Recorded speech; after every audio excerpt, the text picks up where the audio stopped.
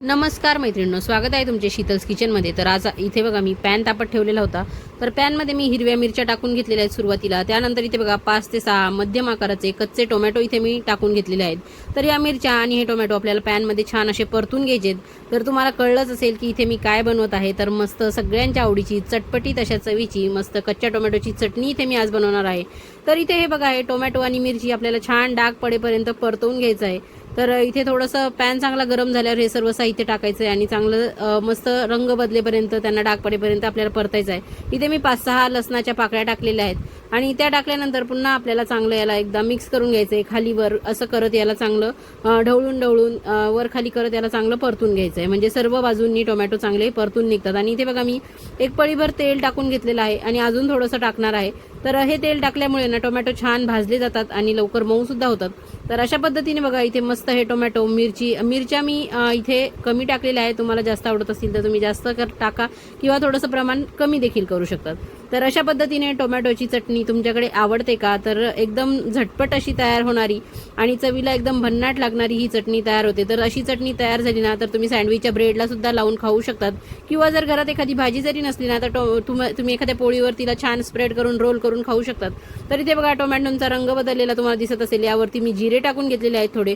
आणि तुम्हाला सुद्धा माझ्या पद्धतीने टोमॅटोची अशी छान चटणी बनवायची असेल तर व्हिडिओ शेवटपर्यंत बघा, कुठे स्किप करू नका। आवडल्यास चॅनलला फॉलो करा, व्हिडिओला लाईक नक्की करा आणि इतरांना हा व्हिडिओ शेअर देखील करा। तर अशा पद्धतीने बघा मस्त या टोमॅटोचा रंग बदललेला आहे। त्यावरती मी भरपूर सारी कोथिंबीर टाकून घेतलेली आहे।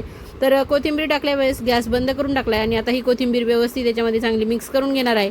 हे सर्व साहित्य गार होऊ द्यायचं आहे आपल्याला आणि मग नंतर आपण याला मिक्सरमध्ये बारीक करून घेणार आहोत। तर इथे व्यवस्थित या पॅनमध्ये पूर्ण थंड झाल्यानंतर मी मिक्सरमध्ये काढून घेतलंय बघा। आणि मिक्सरच्या भांड्यामध्ये काढायच्या आधी माझ्या लक्षात आलं की आपल्याला मीठ टाकायचं। तर मी इथे चवीप्रमाणे मीठ टाकून घेतलेलं आहे।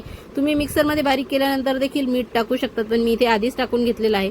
आणि इथे बघा खूप जास्त बारीक पण नाही आणि खूप जास्त जाड पण ठेवायची नाही, मध्यम स्वरूपामध्ये आपल्याला ही चटणी छान अशी बारीक करून घ्यायची। तुम्ही रंग बघू शकतात आणि झाकण उघडल्यावर सुगंध असा दरवळलाय म्हणून सांगू या चटणीचा।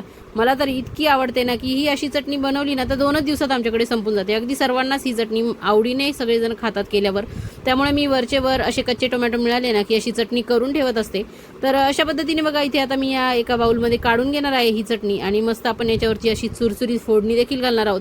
पण त्याआधी बघा टोमॅटोची चटणी आहे म्हणून थोडंसं त्याला बॅलन्स करण्यासाठी गूळ घालणार आहे।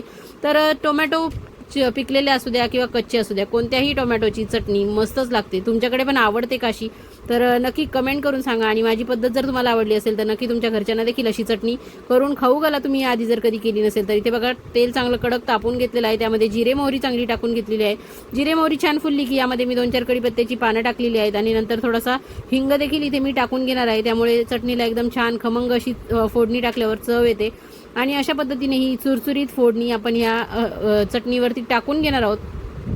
तर अशी ही फोडणी टाकून घेतल्यानंतर फोडणीच्या भांड्याला जी मोहरी तेल जे चिटकले असतं ते वाया जाऊ द्यायचं नाही। अशी पुन्हा चटणी त्यामध्ये टाकायची, चांगलं गोल गोल फिरवून घ्यायचं आणि त्या कढईचं सुद्धा सर्व फोडणी काढून घ्यायची। शेवटी आपल्या आईने सासूने आपल्याला ह्या छोट्या मोठ्या गोष्टी शिकवलेल्याच आहेत, हो की नाही? तर अशा पद्धतीने बघा इथे फोडणी घातल्यानंतर खालीवर करून याला चांगलं मिक्स करणार आहे, म्हणजे गूळ सगळीकडे व्यवस्थित मिक्स होईल आणि त्याची चव सुद्धा त्यामध्ये पसरेल। तर अशा पद्धतीने जर तुम्हाला नक्की आवडली असेल तर करून बघा, खा प्या मजा करा। थँक्यू।